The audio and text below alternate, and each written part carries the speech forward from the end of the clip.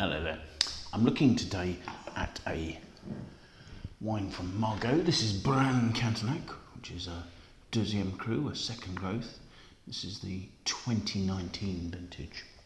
Brane Cantenac, very highly regarded second growth of Margaux, actually comes from the commune of Cantenac, not surprisingly, given the name, and that's at the southern end of the Margaux appellation. It's a 90-hectare property and was ranked as a second growth in 1855. The estate has been in the Lurton family for 4 generations, and it was the residence of Lucien Lurton, although he passed the management of the estate and its wines over to his son Henri in 1992. As I say, it's a 90-hectare estate, but only about 75 hectares of those are in vine.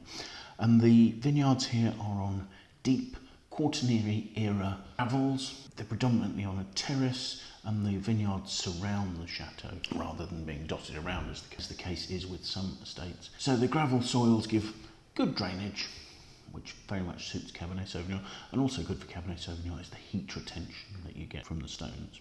Planting for the vineyard is about 55% Cabernet Sauvignon, 40% of Merlot, somewhere in the region of 4–4.5% of Cabernet Franc, and the remaining 1–0.5% is made up of a mixture of Carmenère and Petit Verdot. 2019 was a warm vintage. It was the middle of a trio of warm, ripe, rich, concentrated vintages for the Médoc. Heat in July, August and September was balanced by the fact that at the end of each of those months there were periods of rainfall, which was enough to stop the vines from becoming severely affected by water stress. Flowering occurred early, ripeness and picking occurred probably about a week earlier than is usual for Margaux. In terms of retaining freshness, the blend therefore favours Cabernet more so than is the planting in the vineyard. The final blend of this wine is 70% Cabernet Sauvignon with 26% of Merlot, 2% of Cabernet Franc and 1% each of Petit Verdot and Carmenère. Vinification went on in oak fermenters. The wine was aged in French oak barrels, 100% of them new, for 18 months. So let's have a look at the wine, shall we? Firstly, its colour has a lovely depth. I think that's very nearly opaque. I can just see the stem of the glass through it. The wine has 14% alcohol. As I swirl it, it doesn't particularly create tears running down the glass.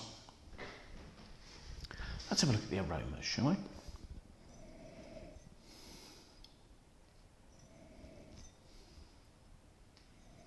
The aromas take a little while to open. This is a very concentrated vintage, but as you look for it, you suddenly get sort of lovely fresh cassis notes coming out, notes of perhaps boysenberry, lifted floral notes.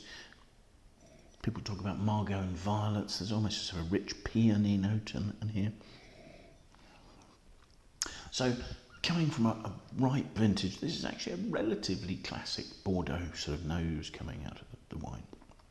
So let's have a taste, shall we?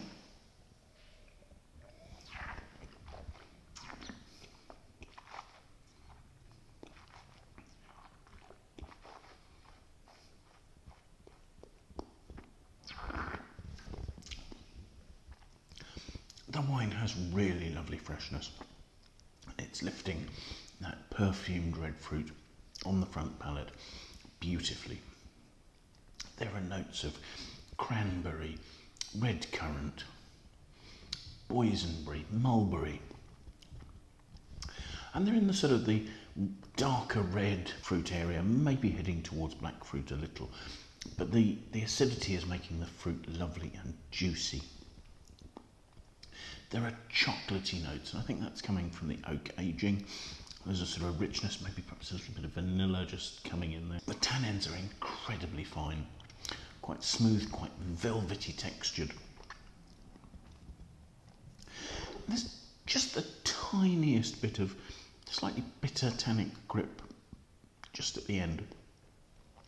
The alcohol is giving a little bit of roundness to the palate. It's medium to full bodied. It's not a big wine, but there's a nice richness to the fruit. It's quite plush in terms of its texture, sort of chocolatey, velvety notes that I've mentioned there. And the flavours are lasting well. There's a concentrated finish, and those nice perfumes, the the violet, the peony, the floral notes are there above the riper, darker fruit at the back palate. So yes, I think a wine that is actually showing both the intensity and the concentration of the 2019 vintage, but also how the terroir that you see in Margaux, in terms of the climate and the soils, has moderated that, and you've got a wine with a degree of elegance and freshness. Notes I've seen suggest that this is a wine that would probably age for 40 years. Certainly the wine's acidity and its concentration of tannins would suggest it's a wine to age. 40 years is a very long time to keep a wine, but I have tried really old vintages of Brane Cantenac very recently, and they can become beautifully sort of silky structured, and their fruit sort of develops into a wonderfully perfumed, soft red fruit sort of note that can be absolutely divine. So many of us may not have the ability to keep a wine like this for 40 years, but I think it's certainly a wine that could be aged, and if you were happy to keep it for 10, 15, maybe 20 years, I think you'd reap the rewards of that in terms of its elegance and finesse, just sort of having amplified itself, having been allowed to marry and smooth itself out.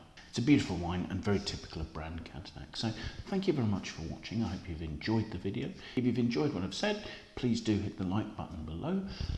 Do leave your comments. We'd love to hear what you think. Please feel free to share it with your friends. That would be fantastic. And also, we'd love it if you felt like following us on YouTube. And that way, hopefully, we'd see you again for another tasting in the near future. Thank you again. Bye now.